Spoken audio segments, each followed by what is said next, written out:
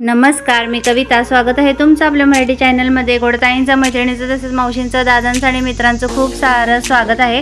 विसरून गेलात चला मला तर आठवणीत ठेवा आणि छान छान सबस्क्राईब, लाईक करत चला. छान असा सपोर्ट पण देत आहात. तर बघा, अधिक महिन्यात मी जोडवी आराध्याला रिंगा घेतलेल्या आहेत आणि त्या ज्वेलर्सच्या दुकानामध्ये नथ अधिक महिन्यात फ्री होती, तर ती त्यांनी दिलेली आहे. आणि तुम्हाला कसं वाटलं हे सगळं सांगा, दाखवा.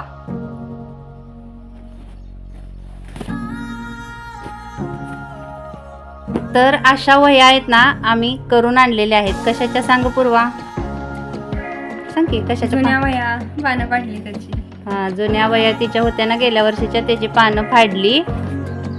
आणि बघा, अशा पद्धतीने ह्या बाइंडिंग करून आणलेल्या आहेत आणि अशा पद्धतीनं ह्या 4 वह्या झालेल्या आहेत. आणि ज्या त्या एरियानुसार ह्याचा रेट वेगवेगळा असू शकतो बरं का, म्हणून मी प्राईस सांगितली नाही.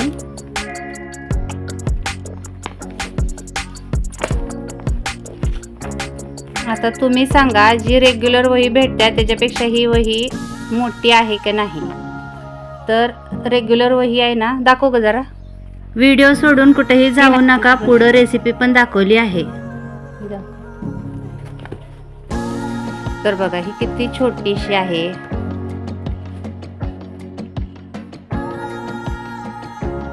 तर ह्या वह्या जास्त पानाच्या आहेत. तिनं 5 करायला सांगितलेली होती आणि इथं 4 केलेल्या आहेत. तर तुम्हाला कशा वाटल्या ह्या बाइंडिंग केलेल्या वह्या, त्या कमेंटमध्ये नक्की सांगा आराध्याला. तिथं आराध्यासाठी मॅगी करायला घेतलेली आहे. जास्त आणत नाही, कधी तरच आणतोय. आता ही आणून पण खूप दिवस झालेलं होतं, एकच पॅकेट राहिलेलं होतं त्याचं. मग तिला मी इथं मॅगी बनवून दिलेली आहे, तुम्ही पाहू शकताय. तर अशी साधी सिंपल जशी त्या कॅरी बॅगवर असते ना, त्या पद्धतीने मी करत असते. इथं कांदा, लसूण, जिरं आणि टोमॅटो, कोथिंबीर हे सगळं मिश्रण आहे ना, मी आता बारीक करून घेतलेलं आहे. तर कशाची आमटी करणार आहे आणि ह्याला काय नाव आहे तुम्ही पण मला कमेंटमध्ये सांगा. पण चवीला खूप छान आणि अप्रतिम अशी लागते. आराध्या तर म्हणते की त्यातलं नुसतं जे तू केलेलं आहेस ना, तेच असं उचलून खावं असं वाटतं. त्यासाठी आता घेतलेलं आहे तर बेसनचं पीठ. जे किराणा मालामध्ये आणलेलं होतं ना, ते काढलं नाही, जेवढं होतं तेवढंच घेतलं. त्याच्यामध्ये टाकलं हिंग, चवीपुरतं मीठ आणि जे आपले बेसिक मसाले आहेत ते. कांदा लसूण चटणी घेतलेली आहे, हळद घेतलेली आहे आणि गरम मसाला. त्याच्यानंतर इथं तेल टाकायचं, कारण की आपल्याला हे मळून घ्यायचं आहे. तेल टाकलं ना तर हे आपल्या हाताला वगैरे जास्त चिटकत नाही आणि जास्त हे पीठ लूज पण होत नाही. तर इथं पाहू शकता, अशा पद्धतीनं हा गोळा बनवून घ्यायचा आहे. आता आम्ही दोघीच भाजी खाणार होतो, मग त्यासाठी मी तितकं घेतलेलं आहे. आणि 2 ते 3 माणसांसाठी ही भाजी बास होते. आणि इथं 2 बटाटे छान असे बारीक करून घेतले, त्याच्यामध्ये कोथिंबीर. पुन्हा ह्याच्यामध्ये आपल्याला हे बेसिक मसाले टाकायचे आहेत. काश्मीरी लाल तिखट, कांदा लसूण चटणी, त्याचबरोबर इथं मी गरम मसाला टाकलेला आहे आणि थोडीशी हळद. तर आपण प्रत्येक आता हे जे करणार आहे ना, त्यात हे मसाले आपण वापरणारच आहे. तर इथं चवीनुसार आता छान असं तीळ पण टाकलेलं आहे, जेणेकरून दाताखाली आल्यावर ते छान लागतं. चवीपुरतं इथं पण मी मीठ वापरलेलं आहे. आणि छान असं आता हे मिक्स करून घ्यायचं. छान मिक्स करून झालं, जे बेसनचं जे आपण पीठ बनवलेलं होतं ना, त्याचं असं छान असं गोळे करून जसं आपण पुरण भरतो ना तसं हे भरायचं.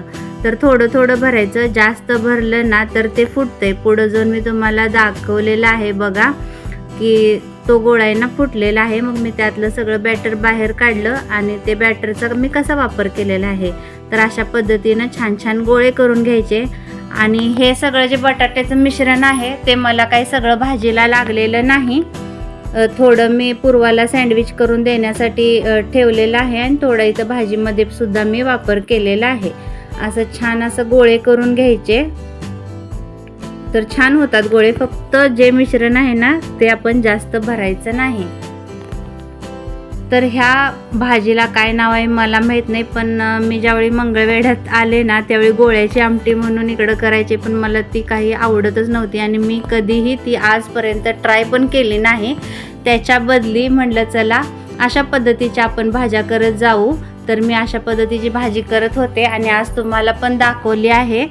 तर इथं कढई छान गरम झाली, त्याच्यामध्ये तेल टाकलं आणि जो बारीक करून घेतलेला होता मसाला तोही मी तेलामध्ये इथं टाकून घेतलेला आहे. मसाला आता बघा साईडला उडत आहे, त्यासाठी मी पटकन हळद टाकली. नुसतं तेलामध्ये टाकली नाही तर हळद करपते.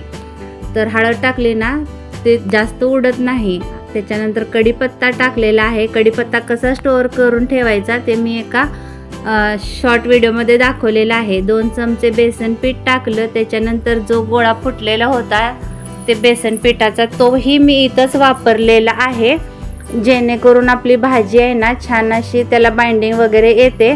त्याच्यानंतर बेसिक मसाले, कांदा लसूण चटणी, त्याचबरोबर गरम मसाला आणि काश्मीरी लाल तिखट टाकून घेतलेलं आहे. छान असं मिक्स करायचं. आणि ही भाजी आहे ना पाव आपण गरम करून खाल्ली ना तरी पण खूप छान लागते. पावभाजीसारखी थोडक्यात म्हणलं तरी चालेल, पण खूपच छान आणि टेस्टी लागते. आराध्याला तर ही भाजी खूप आवडते. छान असं पाणी टाकून मिक्स करून घ्यायचं, कारण की आपण कमी तेलामध्ये भाजी बनवत आहोत, त्यामुळे आहे ना खाली चिटकत असते. त्यासाठी मग मी इथं पाणी टाकून छान असं हे मिक्स करून घेत आहे. तुम्ही पाहू पण शकताय छान अशी ग्रेव्ही तयार होते. त्याच्यानंतर आपण ह्याच्यामध्ये जे आपण बटाटे मिक्स करून घेतलेलं बॅटर होतं ना ते 2 चमचे तिथं मी टाकलेलं आहे. ते पण छान असं मिक्स करून घ्यायचं. त्याच्यानंतर अर्धी वाटी दही घेतलेली आहे. ते दही अजिबात आंबट वगैरे नाही. छान असं त्याला पण मिक्स करून घ्यायच्या. गाठी वगैरे राहायला नको ह्याची पण आपण काळजी करून घ्यायची. बारीक गॅस करायचा. त्याच्यानंतर मी इथं थंडच पाणी वापरलेलं आहे. तुम्ही म्हणणार की थंड पाणी का, तर जे आपण गोळे केलेले आहेत ना ते ह्यामध्ये टाकायचे आहेत, त्यासाठी इथं मी थंड पाणी वापरलेलं आहे. आणि थंड पाण्यात ही भाजी खूप छान होते. मी गरम पाण्याचा वापर इथं केलेला नाही. मी प्रत्येक भाजीत दाखवत असते गरम पाणी, पण इथं मी केलेला नाही आहे. छान आता ह्याला आपण उकळी आणून द्यायची आहे. त्याच्या आधी मी थोडं चवीपुरतं मीठ टाकलेलं आहे. इथं पाहू शकताय उकळी येत आहे. पूर्ण छान उकळी आल्याशिवाय आपल्याला गोळे टाकायचे नाहीत. तर इथं पाहू शकताय छान उकळी आल्यानंतर मी हे सगळे गोळे ह्याच्यामध्ये टाकून घेतलेले आहेत. आणि आता ह्याला आपण एकदा हळू हलवून घ्यायचं आहे, जास्त फास्ट हलवायचं नाही आणि ह्याला झाकून ठेवायचं. तर आता इथं पाहू शकताय ही भाजी आपली झालेली आहे आणि खाण्यासाठी खूप छान आणि टेस्टी लागते. तुम्ही एकदा नक्की करून बघा आणि आजचा व्हिडिओ आवडला असेल तर जाता नक्की लाईक करा.